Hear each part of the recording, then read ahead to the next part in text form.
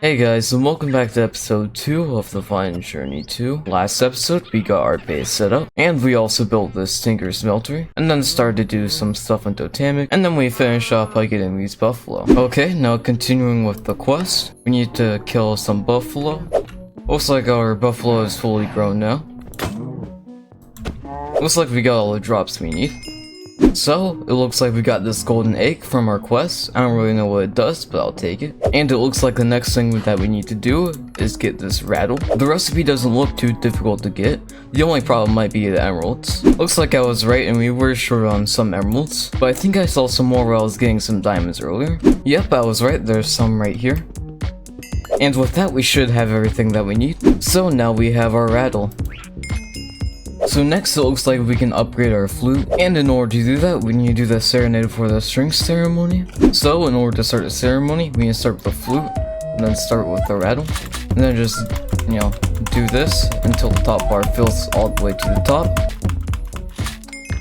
And now we have our shiny flute. So the next part of the quest looks like we need to kill some eagles, and in order to get some eagles, we need to do the eagle dance ceremony, which just turns nearby parrots into eagles. It's a good thing I already have a few parrots. I think I'll go and let this one stay a parrot. The other two can come over here.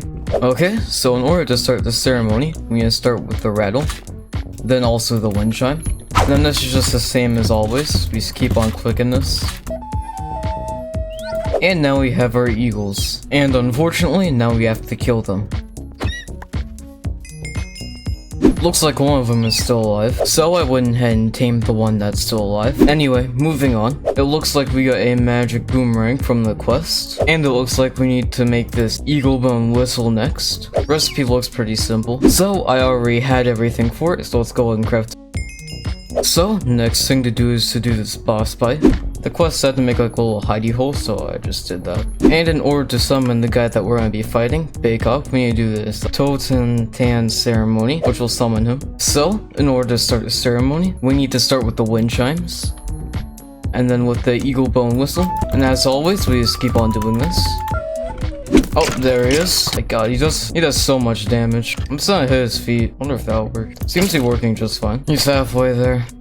And he is dead. And with that over with, we are done with Totemic. Now we have a choice to either start with roots or start with Immersive Engineering. Okay, I think we're going to start with Immersive Engineering. So, in order to start in Immersive Engineering, we need to get this Baycock's Bloodied Stone, and that's just the bow, some obsidian, and then this coagulated blood, which you can get from putting some rotten flesh in Tinker Smeltery. I think we can also just get into Tinker Smeltery ourselves in order to make it. So how much of this stuff are we gonna need? Looks like we're gonna be needing quite a lot, because it's used in these bricks that are used for the blast furnace, and it's also used in these bricks that are used for the coke oven. After doing that plenty of times, we should have all the Baycock's Bloodied Stone that we'll need. We got 48 of it, that should be enough. Next we need to make the Engineer's Hammer. There's our Engineer's Hammer. Looks like we got another one of these trophies. We'll keep this here as well. And collect our Engineer's Manual. And get our blast bricks and our coke bricks. Looks like we're gonna be needing 27 of each. The blast bricks look like they're just Invar and bricks. How do you get Invar? Invar is just an alloy of nickel and iron. And then coke bricks is just osmium and bricks. I think we should have some more nickel. Yeah, we have some right here. And we also need to get more clay for the bricks.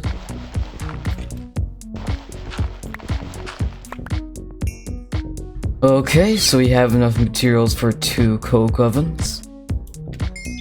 So I got some Invar so we can make our blast bricks. This should be enough blast bricks for 2 blast furnaces, since it's 27 each for 1 blast furnace or coke oven. So I think we're gonna start building in this square. So, you just have to build a 3x3, then hit it with your Engineer's Hammer, and that makes our multi-block. So, I went ahead and did the same thing for blast furnaces and our other coke oven. So, the reason why we want these is because of steel, and steel is made with iron in a blast furnace. And in order to power the blast furnace, we need cola coke, which is made in our coke oven, by just putting coal in there for a long time. And right now, unfortunately, we don't really have any coal. So I spent the last 10 minutes or so getting a bunch of coal. So I think if I recall correctly, we're going to be wanting to make blocks of coal. And this process does take a long time. So that's why we got 2 coke ovens. And we're also going to be getting creosote oil out of here, which we probably want to keep. So the quest does give us some materials in order to extract the creosote oil, which we're going to use by placing our tank right here, and our fluid duct right here, and also our servo. And we need to set the servo to ignored. Looks like we're gonna need another servo. So we're going to place our other servo right here, then also set this one to ignored. So that should extract our creosote oil into this. We're also going to place another portable tank down here in order to prevent it from backing up. And we can also automate this process even more by placing a chest right here, then hoppers under here. And that should just collect all of the cola coke that gets made. And then we can also do the same thing for the inputs by placing hoppers on here, and then chests on here. But unlike the coke ovens, we can't actually automate the blast furnaces until they're upgraded, which we don't unlock until we're all the way over here. But moving on, next we're going to need some hemp, which we don't actually have a farm for, so let me just build one real quick. So I think something like this should work fine for right now. So, the next part of the quest is to get these treated wood, which is made with the creosote oil that we get from our coke ovens, and also some wood. So, it looks like our first bit of cola coke is just finished, and now we're left with our creosote oil. So, with our cola coke, we can now start making our steel. Steel also takes a very long time to make, so back to what we were doing earlier. Let's make our treated wood. So, we can use our treated wood to make the engineer's workbench. I think we're going to put this right here. So, looks like we got a bit of steel here, and as you can see, we get a byproduct of slag. I think we should have enough steel for the quest.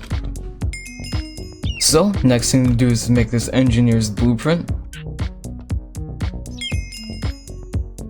So, what the engineer's blueprint does is when we have it in our engineer's work table, it just allows us to make these components that we're going to be needing. So I was just looking in our quests right here, because we've unlocked quite a lot of them, and I saw this right here, a revolver.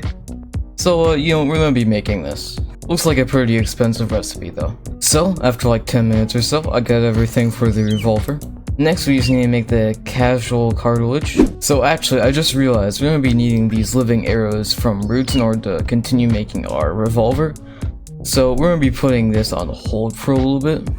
But with that said, I think we're going to end the video here.